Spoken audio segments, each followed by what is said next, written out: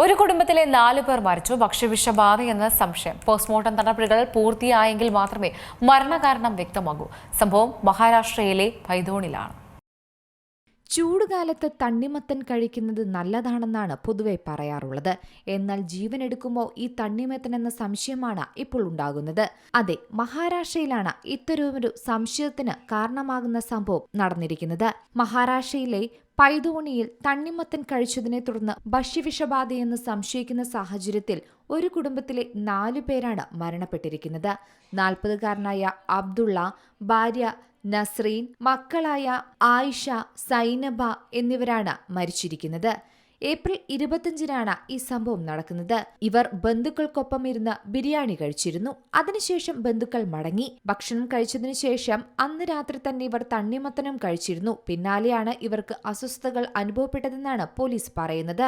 ഭക്ഷണശേഷം ഇവർക്ക് കടുത്ത ഛർദി അനുഭവപ്പെട്ടതിനെ തുടർന്ന് കുടുംബം ഡോക്ടറെ കണ്ടിരുന്നുവെങ്കിലും ചികിത്സയ്ക്കിടെ 4 പേരും മരിക്കുകയായിരുന്നു.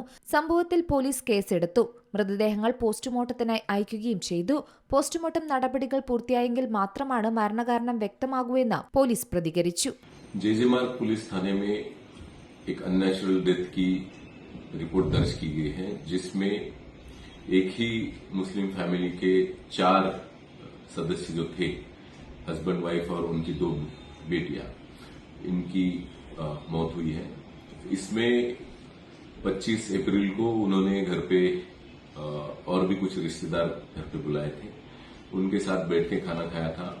उसके बाद एक करीबन रात के 10 साढ़े 10 बजे खाना खाने के बाद बाकी सब रिश्तेदार चले गए थे और रात में 1-1.5 के करीब उन्होंने तरबूज खाया था.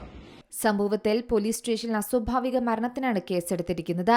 ഇവർക്കൊപ്പം ബിരിയാണി കഴിച്ച ബന്ധുക്കൾക്ക് മറ്റ് ആരോഗ്യ പ്രശ്നങ്ങൾ റിപ്പോർട്ട് ചെയ്തിട്ടില്ലാത്തതുകൊണ്ട് തന്നെ തണ്ണിമത്തനാണോ ആ വില്ലനായതെന്ന കാര്യത്തിൽ പോലീസ് പ്രത്യേക അന്വേഷണം ആരംഭിച്ചിട്ടുണ്ട്. News desk Zee Malayalam news.